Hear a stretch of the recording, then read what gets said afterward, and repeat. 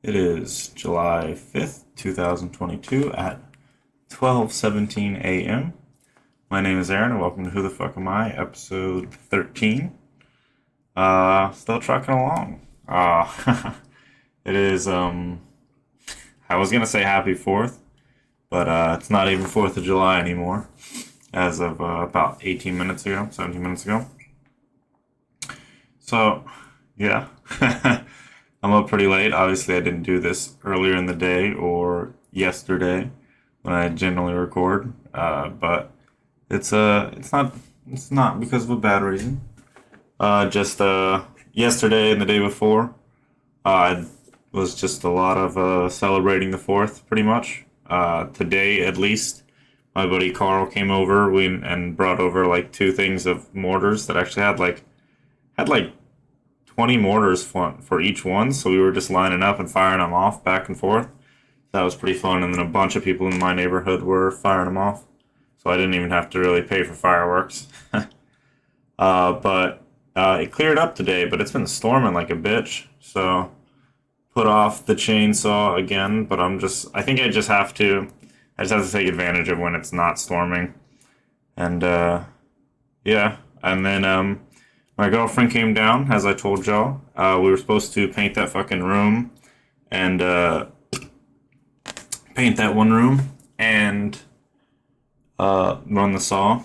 We got the up to basically the very step where we needed to paint, and then we realized I didn't pick up any more rollers for the paint rollers because I thought we had some. So that got put on hold, but it was nice. We hadn't seen each other in a while, so it was just good to be able to spend some time with her. But what else? We binged. We binged all of One Punch because she had never seen it. So yeah, where she's now caught up on One Punch and over the course of this weekend, and then we also got caught up on Stranger Things, which for Stranger Things, I think it's generally good. I think actually Stranger Things season two, so Stranger Things 2 was probably the slowest and most like uninteresting one. Because she had that whole teenage arc with those other numbers, and then they haven't really like touched on that again. It's kind of annoying, but for the most part, they're doing a really good job of making sure it's a continuous story, so it's not just the same thing over and over again. Uh, but they wrapped up part 4, and I believe there should be a part 5 coming. Uh, I'm pretty sure it's already been confirmed. But yeah, I'm just hoping that they don't drag it out too long, past like what it should be. Because I think maybe one or two more seasons, if they can't wrap it up, then they're just milking it for money.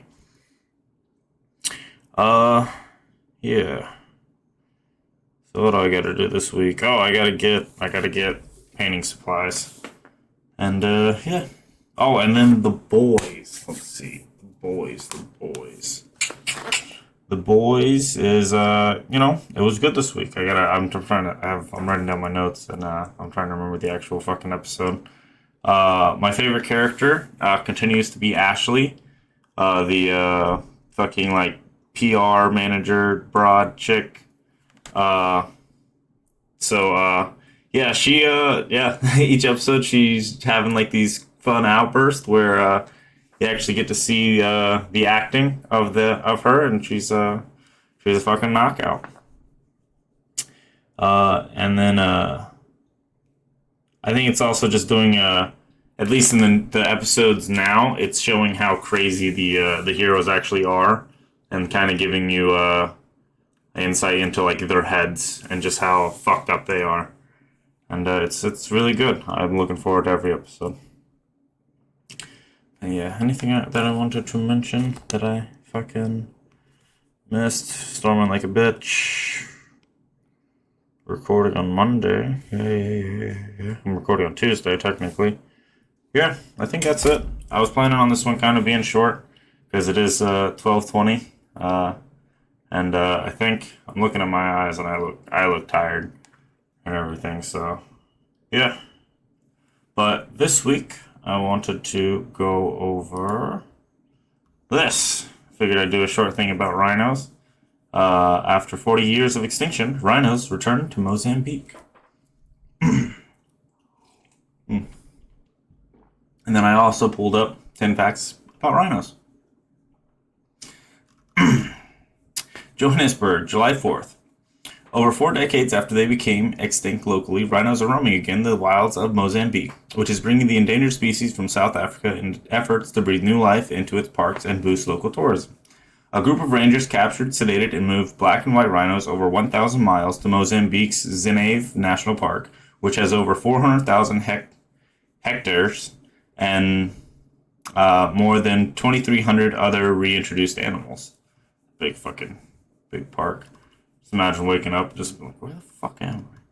Rhinos are important to the ecosystem, which is one of the reasons why we're moving them all this distance and doing all this effort to get them there. Maybe if we didn't kill them off in the first place, it wouldn't be so bad. Kester Vickery, a conservationist who is supervising the rhino translocation, told Reuters, the Peace Parks Foundation Conservation Group, Jesus Christ, which is conducting the operation, aims to relocate over 40 rhinos in the next 2 years to Mozambique. Its project manager, Anthony Alexander, said that the group has already brought in certain predators and many elephants to the park that it was now rhinos' turn. It is very exciting now to complete the presence of historical species in the park, Alexander said. This initiative is a part of a campaign to save the endangered species by relocating them to safe havens where they have a chance to increase their population. Yeah, because we fucking slaughter them. But it would actually be crazy to see like an actual like a Lion King type scene where they're all like grazing out in the field and shit before we built hotels and stuff there. We are effectively spreading our eggs and putting them in different baskets, Vickery said, adding that he hoped to see the thriving population of white rhinos in Zenave in 10 years. Mozambican Environment Minister Yvette Maybe said in a statement that his historic translocation will also be beneficial for the country's emerging ecotourism industry. Mozambique's wildlife numbers were badly hit by a 15-year civil war that ended in 1992 and by poaching. Okay, let's see some fucking rhinos. This is the moment rhinos once again began roaming the wilds of Mozambique, more than 4 decades after becoming locally extinct. These black and white rhinos have been transported more than 1,000 miles from South Africa as part of efforts to breathe new life into Mozambique's national parks and boost tourism. The operation was carried out at the end of May by the Peace Parks Foundation. Anthony Alexander is a project manager for the conservation group. Looking animal. We've done certain predators that we've moved in and a lot of elephants. I feel like rhinos are like actual unicorns in history. It's very exciting now to complete the presence of historical species in the park. The rhinos' journey began the day before in South Africa's Limpopo province. They are among 40 rhinos that Peace Parks hopes to relocate to Mozambique's Zenave National Park over the next 2 years. The park covers nearly 1 million acres and is home to more than 2,300 other reintroduced animals. But the broader plan is one that extends beyond Mozambique's borders, says Kester Vickery, who supervised the rhino translocation. We're hoping that translocations like this going forward will maybe save or certainly make a difference in the numbers of rhinos in the world by moving them to different recipient locations in different countries. We're basically hedging our bets, and our hope is that there will be different range states in Africa where there are significant rhinos 10 or 20 years from now. Mozambique's wildlife numbers were badly hit by a 15-year civil war that ended in 1992, as well as by poaching. Officials said in a statement that the translocation would be beneficial for the country's emerging ecotourism industry. Yep. And this is Reuters.com. And this is actually from today by Sisyphos. Oh, I don't want to butcher your name. Squia? Yeah. I'm sorry. Well, yeah, go check out Reuters. They actually got some good news on here, too. But yeah, let's jump into these 10 facts real quick, and then I'm going to get out of here because I actually got to do some stuff to this, and then I'm going to be heading to bed. But yeah, there are 5 species of rhino in the world. These include 2 African rhino species, black and white rhinos. The remaining 3 are Asian rhino species, which include greater one-horn, Sumatran, and Yavan. rhinos, or Javan. The Sumatran Javan and black rhinos are listed as critically endangered by the IUCN, I guess, and there are thought to be fewer than 70 Javan and Sumatran and 100 Sumatran rhinos left, which makes them truly under threat of extinction in the wild. The white rhino is classified as near threatened with around 10,000 individuals, whereas the greater one-horned rhino is currently vulnerable in the wild. Looking good. Rhinos can weigh over 3 tons. That's fucking big. Sumatran rhinos are the smallest of all rhinos, but they can weigh 600 kilograms. That's almost 95 stone. I can't ever remember what stone is, because I'm not fucking British or English or European. I guess I think it's European. That's popular. On the other hand, showing my American. On the other hand, white rhinos are the largest of the rhino species, weighing up to 3,500 kilograms. That is more than 550 stones, as well as 3 tons, which is mighty impressive considering they mainly eat grass and leaves.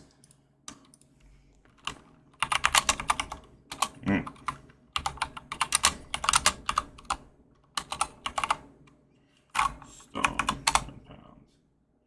1 stone equals 14 pounds. Why is a stone 14 pounds? Enforcing annual exploration of raw wool to Florence necessitated a fixed standard. In 1389, the royal statute fixed a stone of wool at 14 pounds and a sack of wool at 26 stones. The trade. That's stupid. Black and white rhinos are both, in fact, gray. The names black and white rhinos are misleading, as both are actually gray. The white rhino is said to have gotten its name from the Afrikaans word for wide, wid, referring to its wide, square lip. In contrast, black rhinos have a pointy upper lip. Early English explorers mistook this word for white and consequently named the species white rhino and the other black rhino to differentiate. They're called bulls and cows. Male rhinos are called bulls and female rhinos are called cows. Their young are calves. Females tend to be more sociable than the more solitary territorial males. Together, a group of rhinos is called a crash. What are rhinos' horns made out of? The same stuff as our fingernails. Rhino horn is made up of keratin, the same protein which forms the basis of our hair and nails. Javan, and greater one-horned rhinos only have 1 horn, whereas all the other rhino species have 2 horns. Their horns grow continuously during their lifetime. The white rhino's horn can grow 7 centimeters every year, and the record length is 150 centimeters long. It's pretty long. 2. Rhinos have poor vision. Their eyesight isn't great. They're unable to see a motionless person at distance of 30 meters. They mainly rely on their strong sense of smell. Look at that. Oh, that one's only got 1 horn. Javan rhinos are only found in one small place. Ujong Kulong National Park, a World Heritage Site, is home to the last remaining wild Javan rhinos on Earth. But this is a precarious place to live. An active volcano is just 50 kilometers away, and a tsunami as high as 10 meters, which is projected to occur within the next 100 years, could threaten 80% of the rhinos' territory in Ujong Kulong National Park. That's why establishing a site for other population of Javan rhinos in Indonesia is a priority. So they're in Indonesia too, not just in Mozambique. 2. So maybe that might be a white bone rhino. You know, they're both gray, but the one looks a little bit more gray. They communicate through honks, sneezes, and poo. This reminds me of the poo episode of like Bob's Burgers, where Tina's talking to the cow and thinks it's like flirting with her, or whoever's flirting with her.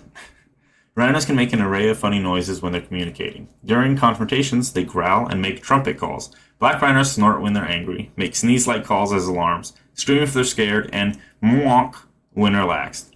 Rhinos also communicate through their poo and urine. When rhino poo in the same place as other rhinos, an area known as a latrine, they can smell the poo and urine of other individuals and know who's in the area.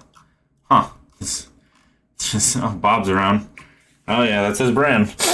Yep, that's Bob. They love mud. It's a whole new meaning to like courtesy sniff. They love mud. Rhinos can often be seen rolling around in mud, giving themselves a protective mud coat to keep them cool, stop insects biting, and get rid of any parasites. Asian rhinos are also excellent swimmers, crossing rivers with ease, but their African relatives are very poor swimmers and can drown in deep water, so they stick to wallowing in mud for a cool down. Oof. This is so fucked up. That poor fucking thing. Like, it's... And you know he gets made fun of by other rhinos. Rhinos are under threat. Over 7,100 African rhinos have been killed by poaching in the last 10 years. That's around 2 every day. Poaching gangs are becoming increasingly sophisticated, in some cases using helicopters to track the rhinos, and once the animals are shot with guns or tranquilizing darts, their horns are removed using chainsaws and quickly airlifted away. The whole operation can take as little as 10 minutes, and if the rhino isn't already dead, it will often bleed to death. Ground rhino horn is used in traditional Asian medicine to cure a range of ailments, from cancer to hangovers, and the horn is seen as a status symbol, particularly in Vietnam. Habitat loss and fragmentation are an increasing threat to rhinos as human populations and infrastructure grows, encroaching on rhino habitat. Very sad. They're actually, they're dying to fight,